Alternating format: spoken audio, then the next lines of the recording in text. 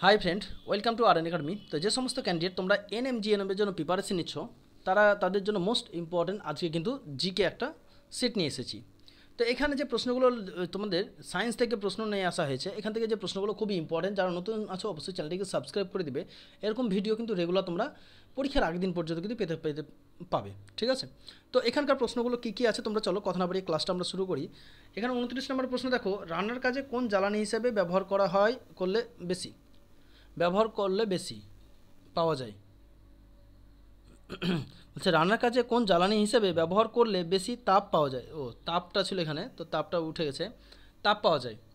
তো আমরা যে রান্না করি, সে রান্না করার পরে যে কোন জ্বালানিটা ব্যবহার করলে বেশি তাপ পাওয়া যায়? Option A kerosene, option B কয়লা, option C LPG, option D diesel. তাহলে 29 নম্বর সঠিক উত্তর কোনটা হবে? 29 নম্বর সঠিক উত্তর হবে কি? অপশান সি ডিজেল, না সরি এলপিজি। এলপিজি ব্যবহার করলে বেশি তাপ পাওয়া যায়, ঠিক আছে? তারপরে চলো নিচে 30 নম্বর, নিচের কোন পলিমারটি বায়োডিগ্রেডেবল,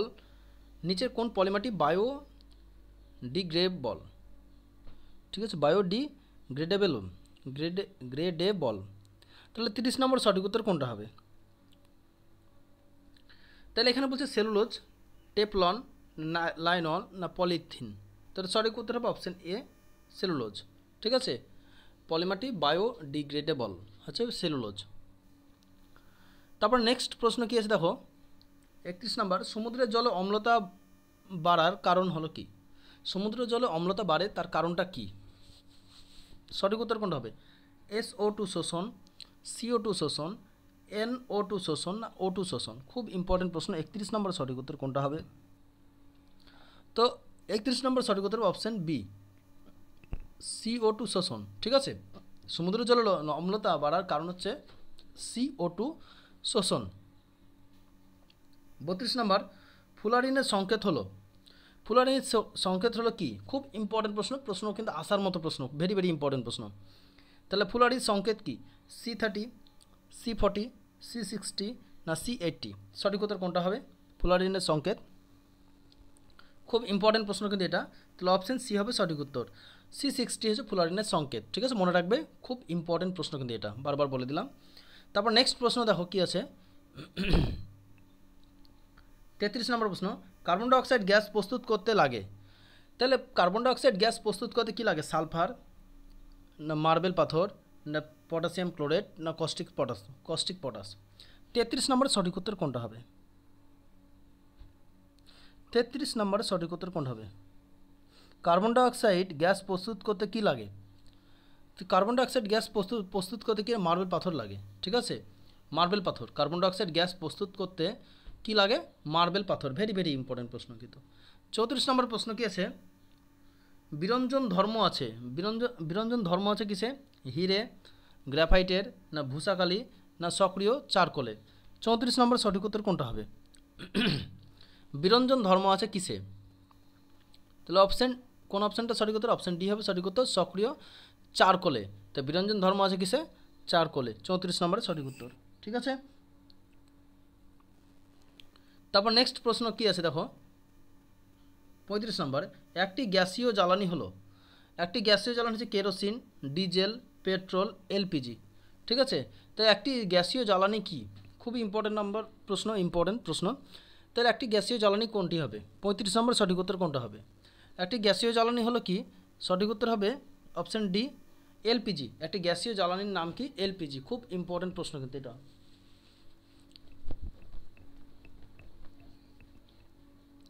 তারপরে 36 নম্বর প্রশ্ন কি বলেছে, কার্বনের যে রূপভেদটি বাকিবল বলে সেটি হলো কি?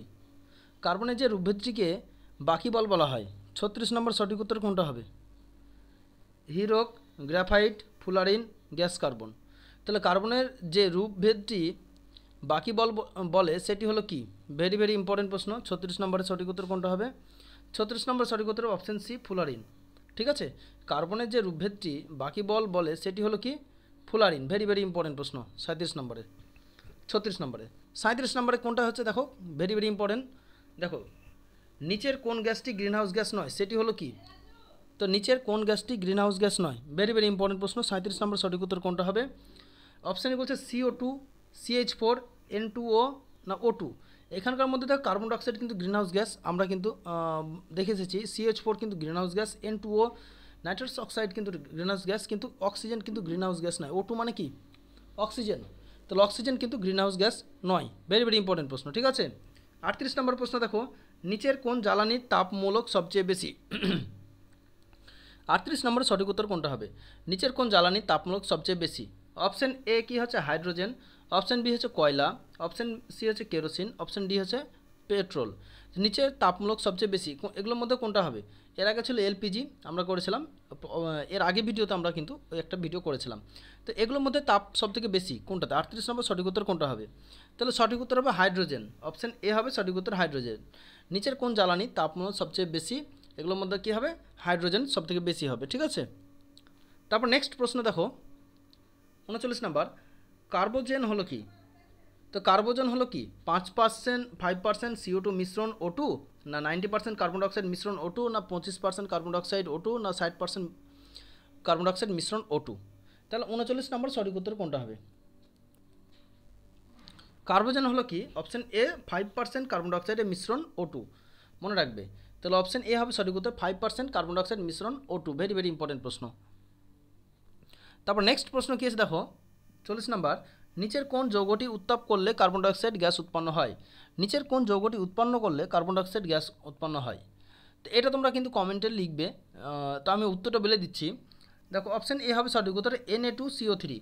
এই যৌগটিকে উত্তপ্ত করলে কোন গ্যাস উৎপন্ন হবে? কার্বন ডাইঅক্সাইড গ্যাস উৎপন্ন হবে। ভেরি ভেরি ইম্পর্টেন্ট প্রশ্ন কিন্তু।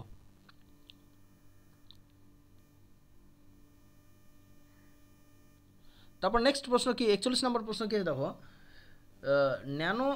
ন্যানো টিউব প্রস্তুত করতে ব্যবহার করা হয়? ন্যানো টিউব প্রস্তুত করতে হিরে, গ্রাফাইট, ফ্লোরিন, না গ্যাস কার্বন?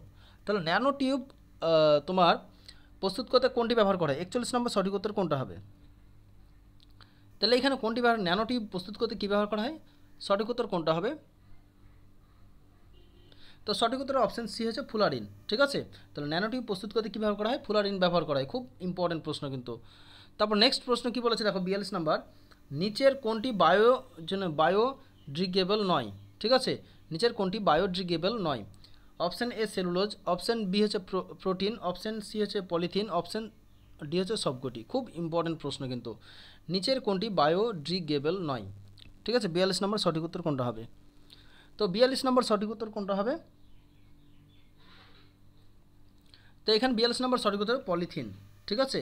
নিচের কোনটি বায়োডিগ্রেডেবল নয়? বাদবাকিগুলো সবই বায়োডিগ্রেডেবল, সেলুলোজ, প্রোটিন, কিন্তু এটা কিন্তু বায়োডিগ্রেডেবল নয়, পলিথিন, ঠিক আছে। এরকম টাইপের আমরা কিন্তু একটা ভিডিও করেছি। তো আমরা নেক্সট ভিডিও কিন্তু আরও প্রশ্ন আছে যেগুলো আমরা নেক্সট ভিডিওতে নিয়ে আলোচনা করব। এরপরে আমরা তোমাদের দেহ গঠন থেকে কিন্তু প্রশ্ন নিয়ে আসবো, ঠিক আছে। প্রাকৃতিক ঘটনা, তার বিশ্লেষণ, এগুলো আমরা নিয়ে আসবো। তারপরে দেহ গঠন, এভাবে একটা একটা করে চ্যাপ্টার কিন্তু আমরা শেষ করবো আস্তে আস্তে, ঠিক আছে। তো আজকের ভিডিওটা এই পর্যন্ত কেমন হলো অবশ্যই তোমরা কমেন্টে লিখবে। আমরা নেক্সট ভিডিও কিন্তু আরও ভিডিও আছে, সেগুলো নিয়ে আসবো। তো আজকের ভিডিওটা এই পর্যন্তই, ধন্যবাদ।